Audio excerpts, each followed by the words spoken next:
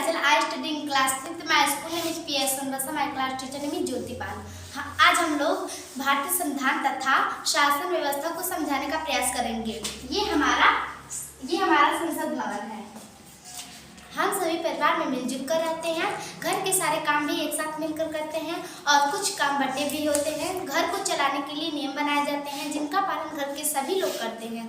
ऐसे ही हमारे विद्यालय में एक प्रधान अध्यापक होते हैं जो शिक्षक शिक्षिकाओं के साथ मिलकर स्कूल संचालन के नियम बनाते हैं। घर तथा विद्यालय की तरह देश के कामकाज को चलाने के लिए बहुत सारे नियम बनाए गए हैं। इन सभी नियमों को मिलाकर हमारा संविधान बना है जिसके अनुसार शासन काम करता है। अतः संविधान को बनाने के लिए एक सभा बनी जिसे संविधान सभा कहा गया है।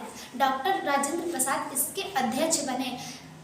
संविधान का प्रारूप तैयार करने के लिए एक प्रारूप समिति बनाई गई। डॉक्टर भीमराव रामजी अंबेडकर इसके अध्यक्ष बने। 2 साल 11 महीने और 18 दिन तक लगातार परिश्रम करके इस सभा ने भारत का संविधान बनाया। 26 जनवरी 1950 को संविधान को पूरे देश में लागू किया गया। इस दिन को हम गणतंत्र दिवस के रूप में मनाते हैं। My name is Anuradha. मैं अपने भारत संविधान की विषय से बातें समझाऊंगी। हमारे संविधान में कहा गया है कि भारत एक संप्रभुत्व संपन्न देश है। अपने कानून बनाएगा। संविधान में देश को सभी जिसका लक्ष्य समाज की आर्थिक एवं सामाजिक विषमताओं को दूर करता है। संविधान में देश के सभी नागरिकों को अपने धर्म का पालन करने की छूट मिली है। देश के शासन प्रणाली है जिसमें मंत्रिपरिषद लोकसभा के उत्तरदायी होती है। Thank you. मैं अंशिका हमारा संघीय शासन की व्यवस्था के बारे में बताऊंगी। हमारा देश 28 राज्यों तथा 8 केंद्रशासित क्षेत्रों का एक संघ है। इसमें केंद्र और राज्य दोनों स्तरों पर संसदीय शासन है। पूरे देश का शासन चलाने के लिए केंद्र स्तर पर केंद्रीय सरकार और राज्यों में राज्य सरकारें होती हैं। केंद्रीय सरकार के 3 अंग, पहला व्यवस्थापिका, कार्यपालिका, न्यायपालिका। मैं व्यवस्थापिका की व्यवस्था को बताऊंगी। भारत की केंद्रीय व्यवस्थापिका को संसद कहते हैं। राष्ट्रपति लोकसभा और राज्यसभा से मिलकर संसद बनती है। इसमें से राज्यसभा को उच्च सदन और लोकसभा को निम्न सदन कहते हैं। लोकसभा के सदस्य 5 साल के लिए जनता द्वारा चुने जाते हैं। 25 साल या उससे अधिक आयु का व्यक्ति इसका सदस्य हो सकता है। इसके सदस्य का चुनाव में 18 वर्ष या इससे अधिक आयु के लोग वोट डालते हैं। राज्यसभा स्थायी सदन है। इसके सदस्यों का कार्यकाल 6 वर्ष होता है। प्रति 2 वर्ष पर 1/3 सदस्य सेवानिवृत्त होते हैं। राज्यसभा के सदस्यों का चुनाव राज्यों के विधानसभा के निर्वाचित सदस्यों द्वारा होता है। लोकसभा और राज्यसभा के सदस्यों को संसद MP कहते हैं। संसद के दोनों सदन मिलकर देश के लिए कानून बनाते हैं जिसके लिए राष्ट्रपति की सहमति आवश्यक है। Thank you. केंद्रीय सरकार के 3 अंग होते हैं, व्यवस्थापिका, कार्यपालिका, न्यायपालिका, जिसमें से व्यवस्थापिका की व्यवस्था को अंशिका ने समझाया है। अब कार्यपालिका की व्यवस्था को मैं समझाऊंगी। केंद्रीय कार्यपालिका का प्रमुख राष्ट्रपति होता है। उसे देश के प्रथम नागरिक कहते हैं। वह 5 वर्ष के लिए लोकसभा, राज्यसभा, विधानसभा के लिए निर्वाचित सदस्यों द्वारा चुना जाता है। राष्ट्रपति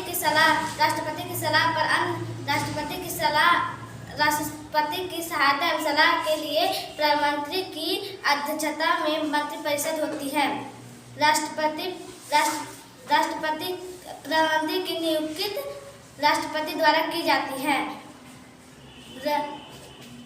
प्रधानमंत्री वह लोकसभा में बहुमत दल के नेता होते हैं।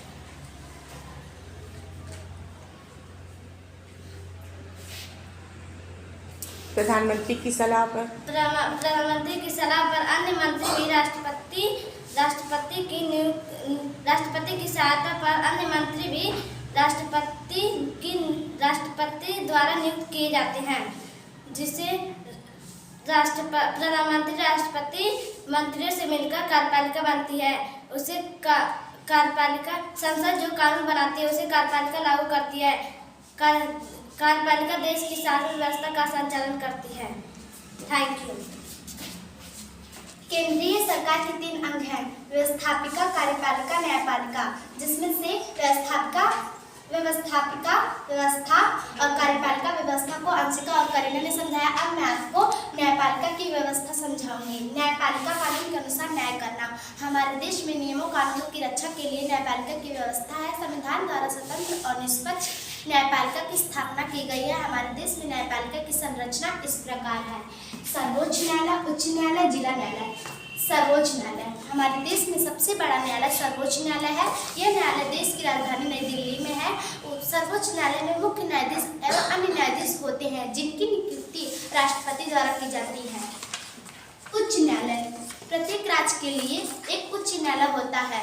उच्च न्यायालय के मुख्य न्यायाधीश और अन्य न्यायाधीशों की नियुक्ति राष्ट्रपति द्वारा की जाती है। उत्तर प्रदेश का उच्च न्यायालय प्रयागराज में स्थित है, इसकी एक खंडपीठ लखनऊ में स्थित है। जिला न्यायालय जिला स्तर पर भी न्यायालय होते हैं, जिन्हें जिला न्यायालय कहते हैं। जिला न्यायाधीश की नियुक्ति राज्यपाल द्वारा की जाती है। अन्य अदालतें आपसी विवादों को निपटाने के लिए लोक अदालत तथा उपभोक्ता अदालतें भी हैं। Thank you.